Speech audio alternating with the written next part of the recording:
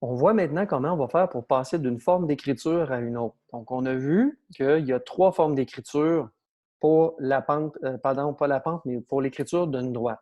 Il y a la forme canonique, il y a la forme symétrique et il y a la forme générale.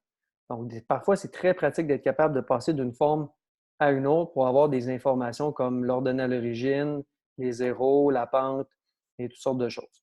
Bon, on commence avec la forme générale qu'on veut passer en forme canonique. La forme générale, elle a cette forme-là, ici. Et la forme canonique, on la connaît bien. Donc, exemple, si on a une forme générale qui est 3x moins 5y plus 20 égale à 0, et je veux passer en forme canonique, ce que je vais faire, ce que ça me prend, c'est mon paramètre A, la pente, taux de variation, et l'ordonnée à l'origine. Je vais trouver ma pente avec la formule qu'on a vue dans la capsule sur la présentation des différentes formes des droites. Je fais moins A sur B. Le A ici, c'est 3. Le B, c'est moins 5. Le C, c'est 20. Donc, ça va donner moins 3 sur moins 5, 3 cinquièmes. Je prends la petite formule aussi pour l'ordonnée à l'origine, qui est moins C sur B. On y va, donc ça va donner moins 20 sur moins 5, 4. Et voilà, j'écris mon équation en forme canonique. Une autre option plus simple encore, si on ne veut pas apprendre ça par cœur, donc ces formules-là ici, si on veut les éviter, là, je vais les mettre en évidence, donc la pente, l'ordonnée à l'origine. Donc, si on n'a pas de feuille de notes pour notre examen et qu'on a des questions comme ça où on veut avoir le moins de choses possible, bien ici, la particularité d'une forme générale versus une forme canonique, c'est que le Y est isolé. Donc, tout ce que j'ai à faire ici, c'est faire de l'algèbre. Donc, aller isoler le Y ici. Donc, je ferais moins 20. On enlèverait 3x en faisant moins 3x de chaque côté. Et on terminerait en divisant par moins 5, parce que le moins 5, il est multiplié avec le Y. En faisant ça et en simplifiant tout ça, on va obtenir exactement la même chose que par l'utilisation de formules. Moi, c'est ce que je vous préconise le plus, parce que ça évite d'apprendre des choses par cœur qu'on a tendance à oublier facilement. Maintenant, si on est en forme canonique puis on veut passer en forme générale, il n'y a aucun intérêt à faire ça parce qu'en forme générale, on voit à peu près rien. En forme canonique, on a beaucoup d'informations. Par contre, il faut être habile en secondaire 4 à passer d'une forme à l'autre. Donc, un exemple comme ça. La particularité ici, c'est que le Y est isolé. La particularité ici de la forme générale, c'est que ça égale à 0. Donc, il va falloir tout simplement faire un petit peu d'algèbre, puis aller mettre ça égal à 0 et on va être en forme générale. Donc, on commence par celui qu'on veut. On s'est débarrassé du 3x ici en soustrayant 3x de chaque côté. On va se débarrasser du moins 6 en faisant plus 6 de chaque côté. Et voilà, je suis déjà en forme générale. Donc, c'est tout simple. Évidemment, bien, si je veux l'écrire parfaitement, puis c'est ce qu'on veut, on veut avoir le x en premier, le y en deuxième, puis la constante après. Si ce n'était pas le cas ici, alors il faut juste inverser ce bloc-là avec le négatif avant le y. Donc, ça va être notre x, notre y et notre c. Donc, on a notre a, notre b qui est 1 et notre c qui est 6 ici, clairement indiqué. La forme symétrique à la forme canonique, là, on travaille avec des fractions. Donc, la forme symétrique, si on a un exemple qui est comme ça, la particularité ici, encore une fois, c'est que le Y est isolé. Donc, ça nous dit quoi faire. Il faut aller isoler Y ici. Donc, première des choses à enlever, ça va être le X sur 3. Il y a différentes méthodes pour aller enlever une fraction. Soit qu'on envoie tout de suite le X sur 3 de l'autre côté, et ensuite de ça, on multiplie tout par 5. Ou, ce que les élèves aiment beaucoup, c'est une méthode qui est populaire, c'est d'essayer d'éliminer tout de suite les fractions. Donc, pour éliminer tout de suite les fractions, ce qu'il faut faire, c'est se dire, bon, ben parfait, c'est quoi qui est commun à ces trois dénominateurs-là? Puis là, j'ai fait exprès d'aller plus loin parce que le 1 ici, son dénominateur, c'est 1, c'est pas 0. C'est 1 sur 1, mais on ne l'écrit pas.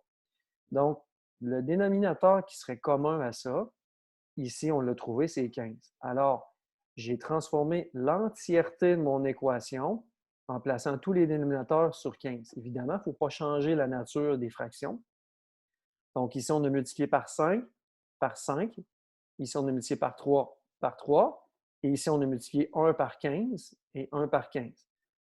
Une fois que toute notre équation est sur 15, ça nous permet d'éliminer les dénominateurs parce que ça revient à se dire, bon, ben, on a tout sur 15, fait que je vais tout multiplier ma partie de gauche par 15. Même chose à droite, et tous les dénominateurs vont disparaître. On se retrouve avec une équation plus facile, pas de fraction, qu'on aime un peu mieux, et là, on va aller isoler le y. On va faire moins 5x, et on va diviser par 3 ici pour chacun des termes. Donc, le 15 par 3, le 5x par 3 pour arriver à la finale qui est y égale moins 5 moins 5x sur 3. Encore une fois, on préfère avoir le x en premier et la constante après. On fait juste inverser les termes sans faire d'erreur. Et là, on a notre forme canonique parfaite.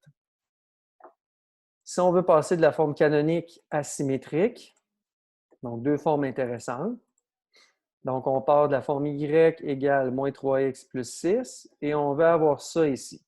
Donc ça, le a ici, ce n'est pas le même a. Ici, c'est le taux de variation. Ça, c'est l'abscisse à l'origine. Le b, par contre, est pareil. Donc, ce qu'on va faire, première des choses qu'on marque, c'est égal à 1, ça. Donc, premier objectif, tenter d'aller changer notre équation pour qu'elle soit égale à 1. Donc, avec ça, ben, je vais carrément mettre mes x et mes y du même côté parce qu'ici, ils ne sont pas. Donc, j'ai pris le 3x ici, le moins 3x ici, j'ai fait plus 3x de chaque côté. J'ai réussi à mettre mon x, mon y de chaque côté. Maintenant, il y a un 6 ici qui me tanne, parce que je voudrais que ce soit 1. Tout simple. Tout ce qu'on va faire, c'est qu'on va multiplier, pardon, on va diviser par x, par 6, tout partout. Pourquoi par 6? Parce que je veux que ça donne 1. Si je veux que 6 devienne 1, mais je divise par 6 ici. Si je divise par 6 à droite, il faut que je divise par 6 à gauche, partout. Quand on simplifie ensuite de ça, le 6 sur 6 devient 1. 3x sur 6 devient x sur 2. C'est le 3/6 qui se réduit. Y sur 6 reste comme ça. Et idéalement, on aurait même pu, encore une fois, inverser ces deux termes-là pour terminer le travail comme il faut, parce que dans la forme symétrique, le x est en premier, le y est en deuxième, pour bien voir le a et le b au bon endroit. Ensuite de ça, forme symétrique à générale. La forme générale, encore une fois, la particularité, c'est qu'il n'y a pas de fraction et c'est égal à 0. Donc, ce qu'on va faire, la première des choses, on se débarrasse des fractions de la même méthode qu'on a vue dans l'exemple précédent. Le dénominateur commun à 4, 7 et 1, le plus proche, c'est 28. Alors, je multiplie toutes mes fractions pour les rendre sur 28. Donc, la première, on l'a multiplié par 7 en haut et en bas, par 4, elle, et par 28, la dernière. Une fois qu'on a ça, on les enlève. Et rendu ici, je suis très près déjà de ma forme générale. Hein? Ma forme générale, c'est ça, c'est juste que ça égale à 0. Alors, tout ce qui me reste à faire, c'est d'aller enlever le 28 en faisant moins 28. Et voilà, j'ai atteint ma forme générale. C'est comme ça qu'on passe d'une forme symétrique à la forme générale. Puis là, depuis le début, c'est ce qu'on essaie d'obtenir qui nous dit comment on va le faire. Il faut que ça égale à 0 ici, fait que c'est ça que j'essaie de faire, etc. Donc, c'est beaucoup ça qu'il faut regarder quand on se demande qu'est-ce qu'il faut faire. La forme générale asymétrique, on va la travailler de la façon suivante. Donc, si j'ai une forme générale comme ça, la forme symétrique, ça égale à 1 et il y a des fractions. Et il y a uniquement x et y à gauche, il n'y a pas de constante. Donc, la première affaire, c'est que je vais enlever la constante ici. La constante ici, c'est moins 8. Donc, je vais faire plus 8 de chaque côté. Bon, là, j'ai réussi à avoir mon x et mon y tout seul. Une fois que j'ai fait ça, ce que je veux faire, c'est que je vais aller diviser l'entièreté de mon équation par 8. Pourquoi par 8? Parce qu'ici, je ne veux pas 8, je veux 1. Donc, pour rendre 8 en 1, on fait comme tout à l'heure, on divise par 8 de chaque côté. Une fois que j'ai ça et que j'ai simplifié, on obtient x sur 2 moins 3y sur 4 égale à 1. Et voilà, je suis rendu en forme symétrique à cet endroit-là. Donc, voilà, c'est comme ça qu'on passe de la forme générale à symétrique.